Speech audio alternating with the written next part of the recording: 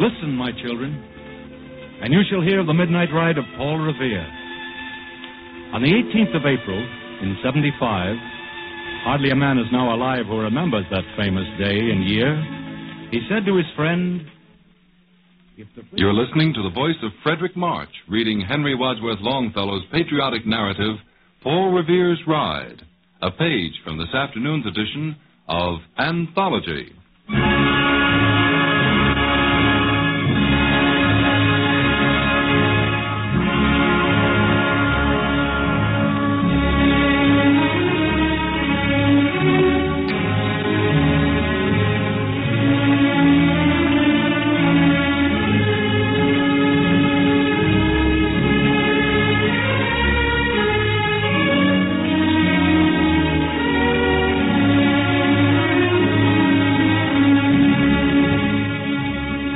Fleetwood.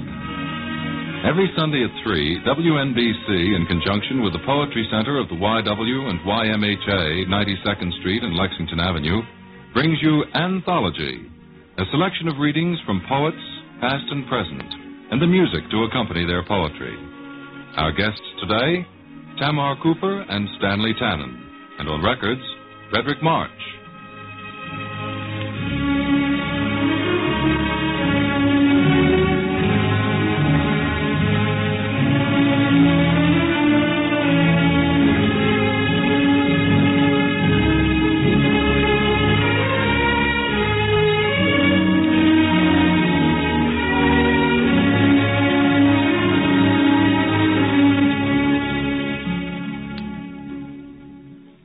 Several weeks ago, when William Carlos Williams was our guest on Anthology, we were talking before the broadcast, and I asked Dr. Williams what advice he had for today's young poets. He thought for a moment, and then, with a mischievous twinkle in his eye, a twinkle you can certainly hear in his voice, he said, "If you like to eat, if you enjoy eating, do not be a poet. And think that you can make any money in it, because it is very certain that you will not make any money, and if you attempt to, you will degenerate into a certain class of poet whom we all know, and we laugh at the verses, but there's nothing subtle about it. But there's nothing subtle about eating too. So I advise all young poets to get a job." Dr. Williams, at 76, is still a practicing physician in Rutherford, New Jersey. Looking for the young poet's viewpoint on this subject, we invited as our first guest this Sunday an attractive young lady named Tamar Cooper, a young lady who is an aspiring actress but also an aspiring poetess. Her thespic talents have been displayed in over 50 TV appearances, on the radio and summer stock. And her poetic talents? Well, let's talk about poetry, Tam. What do you think about Dr. Williams' advice? Well, I agree with him. I really do. So you're going to get a steady job, or you have a steady job? Well, let's say acting is my steady job. You forgot to say I was in Cyrano on Broadway. That's true. Cyrano on Broadway. Ms. Yes. Tamar Cooper in Cyrano de Bergerac on Broadway. Very poetic. Indeed. Well, you're primarily an actress then. That's right. That's my profession. And that's what, of course, actresses always advise actresses to get steady jobs, too. So it seems I'm in a position where everything I want to do, I have to get a steady job at.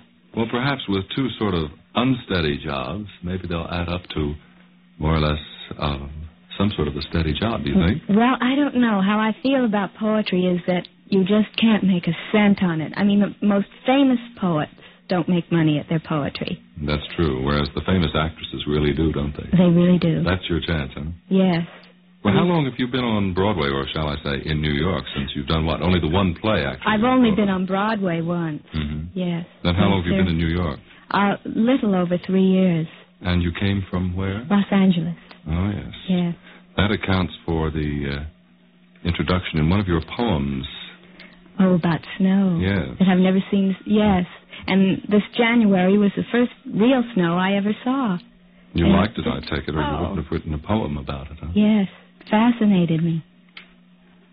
Well, you know, we've enjoyed finding out about your two professions.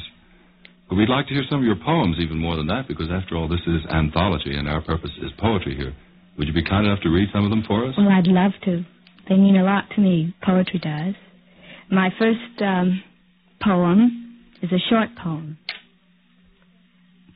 My fears, like black tears, through the years and years roll down the steeple of my thoughts. Caught, plots joy, the toy.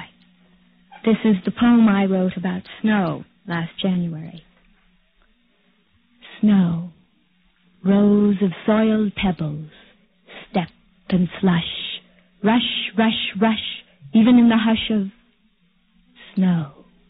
Coats wrapped, trapped in the prison of wool upon rubber. We suffer in the snow. Toes turn blue, hands do too, to the tune of the swirl, whirl of those sands of snow. Low it falls, stalls, speeding feet, halts the teeming city into steaming flats that know snow. Chose roofs overhead instead of that curious, furious falling dandruff we love, we know as snow. The third poem is more or less an exercise in rhythm for myself. The tango played on the mango tree went bang over the heads of Fandango. Please don't tease.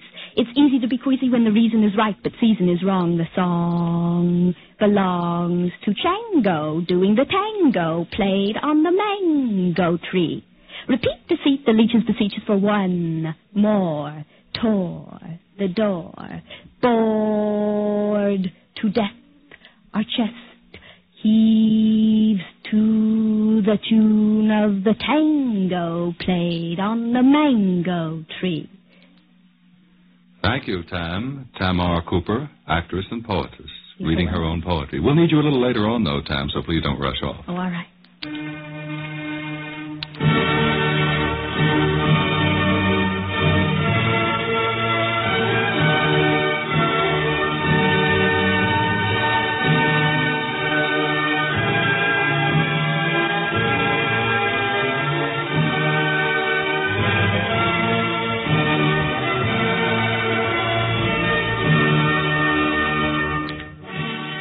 Picture, if you will, an Italian palazzo during the Renaissance. This is the night of the grand ball, the night when the young duke will announce his betrothal to one of the loveliest and one of the richest maidens in all Milan. Below, the guests await their host. Soft candlelight dances on the jeweled fingers of the lavishly dressed ladies. Their escorts in brocaded satins and velvets drink deeply from golden cups, their laughter mingling with the music from the balcony above. At the top of the long marble staircase, the young duke stands with an emissary recently arrived from his fiancée's father. As they descend, the duke catches his friend's arm for a moment. With a swift motion, he throws aside a heavy curtain, revealing the portrait of a young girl. The emissary catches his breath. The young duke smiles and says, "That's my last duchess painted on the wall, looking as if she were alive. I call that piece a wonder now. Fra Pandolf's hands worked busily a day, and there she stands. Will please you sit and look at her? I said Fra Pandolf by design, for never read strangers like you that pictured countenance, the depth and passion of its earnest glance. But to myself they turn, since none puts by the curtain I have drawn for you but I, and seem to ask me if they durst how such a glance came there. So not the first of you to turn and ask thus. Sir, 'twas not her husband's presence only called that spot of joy into the duchess' cheek. Perhaps Fra Pandolf chanced to say, her mantle laps over my lady's wrist too much, or paint must never hope to reproduce the faint half-flush that dies along her throat. Oh, such stuff was courtesy, she thought, and cause enough for calling up that spot of joy. She had a heart, how shall I say, too soon made glad, too easily impressed. She liked whate'er she looked on, and her looks went everywhere. Such was all one. My favorite abreast, the dropping of the sunlight in the west, The bough of cherry some officious fool broke in the orchard for her? The white mule she rode round the terrace? All in each would draw from her alike the approving speech or blush, at least. She thanked men. Good. But thanked somehow, I know not how, as if she ranked my gift of a 900-year-old name with anybody's gift. Who'd stoop to blame this sort of trifling? Even had you the skill in speech, which I have not, to make your will quite clear to such as one and say, just this or that in you disgusts me, here you miss or there exceed the mark. And if she let herself be listened so, nor plainly set her wit to yours, for sooth and made excuse, e'en then would be some stooping. And I choose never to stoop. Oh, sir, she smiled, no doubt, whene'er I passed her. But who passed without much the same smile? This grew. I gave commands. Then all smiles stopped together. There she stands as if alive. I will please you rise. We'll meet the company below then. I repeat, the count your master's known munificence is ample warrant that no just pretense of mine for dowry will be disallowed, though his fair daughter's self, as I avowed at starting, is my object. Nay, we'll go together down, sir. Notice Neptune, taming a seahorse, thought a rarity, which claws of Innsbruck cast in bronze for me.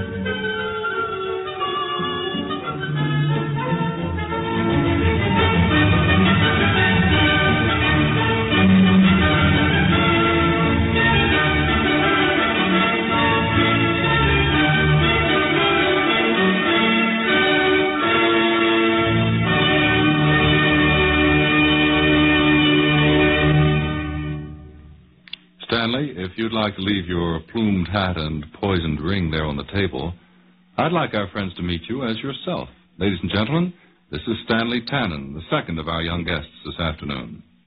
Stanley, like Tam Cooper, has his eye on the theater, but he also enjoys reading poetry, and when he called and asked us if he could read for us some Sunday afternoon on Anthology, we very gratefully accepted.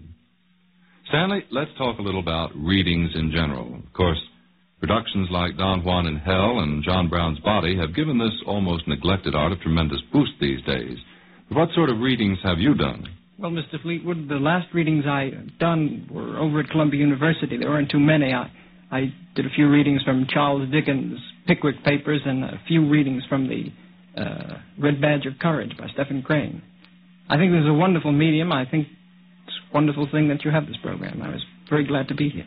Well, that's nice of you to say all those things. We really weren't questioning you to get kind words out of you, but we never turn them aside, believe me. You mentioned Columbia University. Are you associated with the university? Well, I was attending the School of General Studies, which is a side branch of the school. I was in Columbia School. Were you studying poetry or theater or poetry reading there? No, just taking a general studies course there. And my hobby was spending some time over at the station. At the radio station at Columbia? Yes, WKCR, if I can put it in the plug. Oh, I think so. Inasmuch as the radius of the beam, I believe, from the Columbia University station doesn't go beyond the dorms, I suppose we can risk that competition. Well, you plan to do work essentially in radio or the theater? Well, my ideal aim is the theater, and any acting, whether on TV, radio, is all wonderful experience and pleasure to do. The allied arts, in other words. Yes. The theater. Yes, Mr. Fleetwood. Well, we certainly wish you all the best of luck in the future, Stanley. Thank you. Again, we thank you for reading for us this afternoon on Anthology.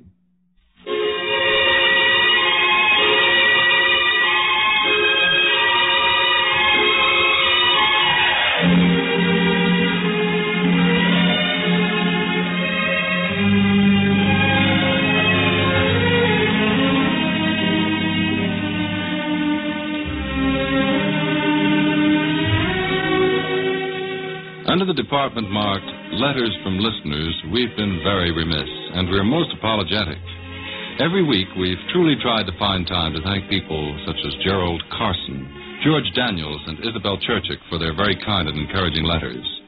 We've wanted to answer a note from C.H. O'Hara, chairman of the Department of English of Washington Irving High School, on the subject of schedules and other material pertinent to Anthology. At the present time, we're not equipped to issue advance notices for Anthology. We will, however, try to keep you informed of coming events, and perhaps in the not-too-far future, we'll be able to send out a printed schedule. Monroe Hall writes to tell us that in England, poetry and related programs over the BBC have been a great success. One of our English counterparts is called The BBC presents Time for Verse, a poetry notebook edited and produced by Patrick Dickinson.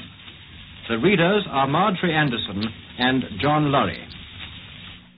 The BBC has very kindly lent us several transcriptions from their series, and we plan to feature them on Anthology very soon. The programs deal with all phases of English verse, classic and modern, from poetry of a serious nature to poetry with a lighter touch. Trees from the very first have naturally been used by poets to point a moral. The Atheist and the Acorn is by the 17th century poet Anne, Countess of Winchelsea. Methinks this world is oddly made, and everything's amiss, a dull, presuming atheist said, as stretched he lay beneath a shade, and instanced it in this. Behold, quoth he, that mighty thing, a pumpkin large and round, is held by but a little string, which upward cannot make it spring, or bear it from the ground. Whilst on this oak, a fruit so small, so disproportioned grows, that who with sense surveys this all, this universal casual ball, its ill contrivance knows. My better judgment would have hung that weight upon a tree, and left this mast, thus lightly strung, mongst things that on the surface sprung, and small and feeble be. No more the caviller could say, nor farther faults descry, for as he upward gazing lay, an acorn, loosened from the stay, fell down upon his eye. The offended part with tears ran o'er, as punished for the sin. Fool, had that bough a pumpkin bore, thy whimsies must have worked no more, nor skull had kept them in. A card from Bernice Aronson and a request. Tam, one of Miss Aronson's favorite poems is Milton's On His Blindness. I wonder if you'd read it for her and for us. I'd love to, Fleetwood. When I consider how my light is spent ere half my days in this dark world and wide, and that one talent, which is death to hide, lodged with me useless, though my soul more bent to serve therewith my Maker, and present my true account, lest he returning chide. Doth God exact day labor, light denied, I fondly ask? But patience, to prevent that murmur, soon replies, God doth not need either man's work or his own gifts. Who best bear his mild yoke, they serve him best. His state is kingly. Thousands at his bidding speed and post o'er land and ocean without rest. They also serve, who only stand and wait. Thank you, Tam. And don't be a stranger. Oh, I won't. Oh, before I leave, there's an old Scottish doggerel that I just love. Have we a few seconds? Always for you, Tam. Thank you. From bullies and ghosties and long-legged beasties and things that go bump in the night, may the good Lord protect you. Goodbye, Fleetwood. Goodbye, Tam.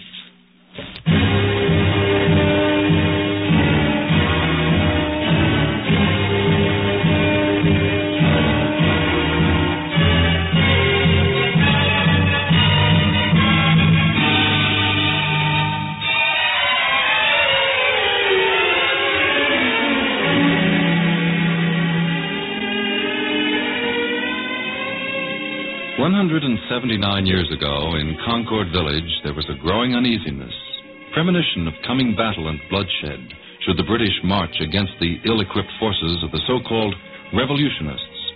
revolutionists we prefer to call American Minutemen.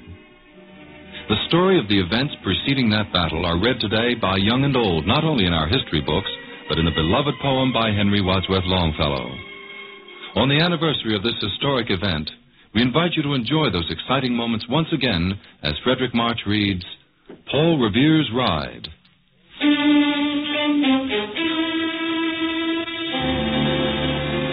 Listen, my children, and you shall hear of the midnight ride of Paul Revere.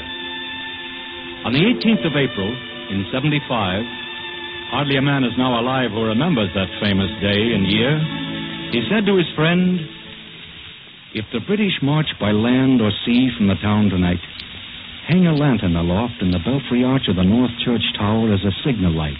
1, if by land, and 2, if by sea.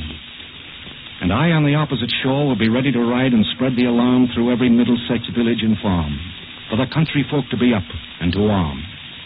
Then he said, "Good night," and with muffled oar silently rowed to the Charlestown shore.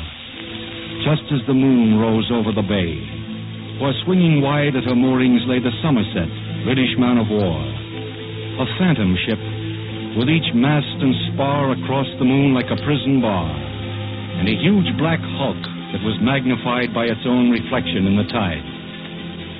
Meanwhile, his friend, through alley and street, wanders and watches with eager ears, till in the silence around him he hears the muster of men at the barrack door, the sound of arms and the tramp of feet, and the measured tread of the grenadiers marching down to their boats on the shore. And he climbed the tower of the old North Church by the wooden stairs with stealthy tread to the belfry chamber overhead, and startled the pigeons from their perch on the somber rafters that round him made masses and moving shapes of shade. By the trembling ladder, steep and tall, to the highest window in the wall, where he paused to listen and looked down a moment on the roofs of the town and the moonlight flowing over all. Beneath, in the churchyard, lay the dead in their night encampment on the hill, wrapped in silence so deep and still that he could hear like a sentinel's tread the watchful night wind, as it went creeping along from tent to tent and seeming to whisper, "All is well." A moment only he feels the spell of the place and the hour, and the secret dread of the lonely belfry and the dead. For suddenly, all his thoughts are bent on a shadowy something far away, where the river widens to meet the bay, a line of black that bends and floats on the rising tide like a bridge of boats. Meanwhile, impatient to mount and ride, booted and spurred, with a heavy stride on the opposite shore walked Paul Revere. Now he patted his horse's side, now gazed at the landscape far and near, then, impetuous, stamped the earth, and turned and tightened his saddle girth.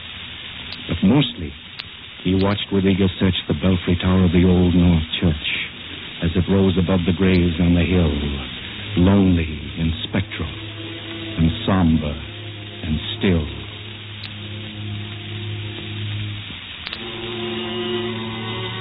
And lo, as he looks, on the belfry's height a glimmer, and then a gleam of light. He springs to the saddle. The bridle he turns, but lingers and gazes, till full on his sight a second lamp on the belfry burns. A hurry of hoofs in the village street, a shape in the moonlight, a bulk in the dark, and beneath from the pebbles in passing, a spark struck out by a steed flying fearless and fleet. And that was all. And yet, through the gloom and the light, the fate of a nation was riding that night, and the spark struck out by that steed in his flight kindled the land into flame with its heat. He has left the village and mounted the steep, and beneath him, tranquil and broad and deep, is the mystic, meeting the ocean tides. And under the alders that skirt its edge, now soft on the sand, now loud on the ledge, is heard the tramp of his steed as he rides. It was 12 by the village clock when he crossed the bridge into Medford town. He heard the crowing of the cock and the barking of the farmer's dog, and felt the damp of the river fog that rises after the sun goes down.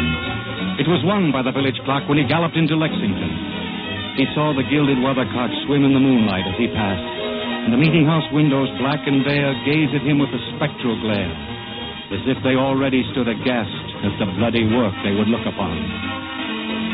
It was 2 by the village clock when he came to the bridge in Concord town. He heard the bleating of the flock and the twitter of birds among the trees, and felt the breath of the morning breeze blowing over the meadows brown. And one was safe and asleep in his bed, who at the bridge would be first to fall, who that day would be lying dead, pierced by a British musket ball. You know the rest. In the books, you have read how the British regulars fired and fled, how the farmers gave them ball for ball from behind each fence and farmyard wall, chasing the redcoats down the lane, then crossing the fields to emerge again under the trees at the turn of the road, and only pausing to fire and load. So through the night rode Paul Revere, and so through the night went his cry of alarm to every Middlesex village and farm, a cry of defiance and not of fear, a voice in the darkness, a knock at the door, and a word that shall echo forevermore. For born on the night wind of the past, through all our history, to the last, in the hour of darkness and peril and need, the people will waken and listen to hear the hurrying hoofbeats of that steed and the midnight message of Paul Revere.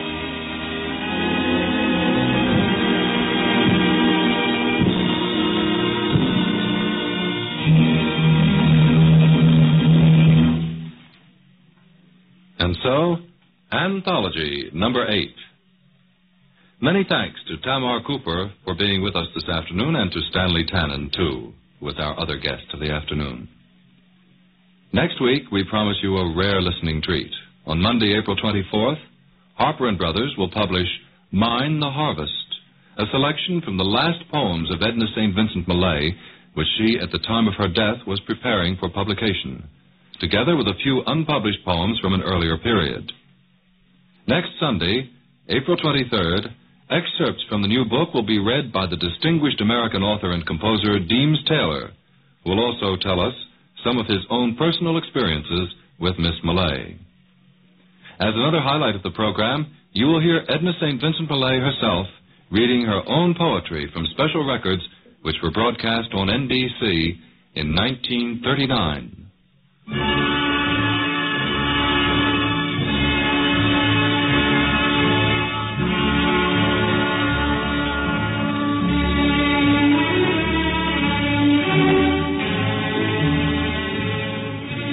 Anthology is brought to you by WNBC in cooperation with the Poetry Center of the YW and YMHA, 92nd Street and Lexington Avenue in Manhattan. John Malcolm Brennan, director. The next important event scheduled at the Poetry Center will be the appearance on Saturday, May 8th of Carson McCullers in a lecture reading concerning the development of her literary career. Remember the date, May 8th. Anthology is produced by Steve White, written and directed for WNBC by Draper Lewis. Until next Sunday at 3, this is Fleetwood wishing you good luck and good reading.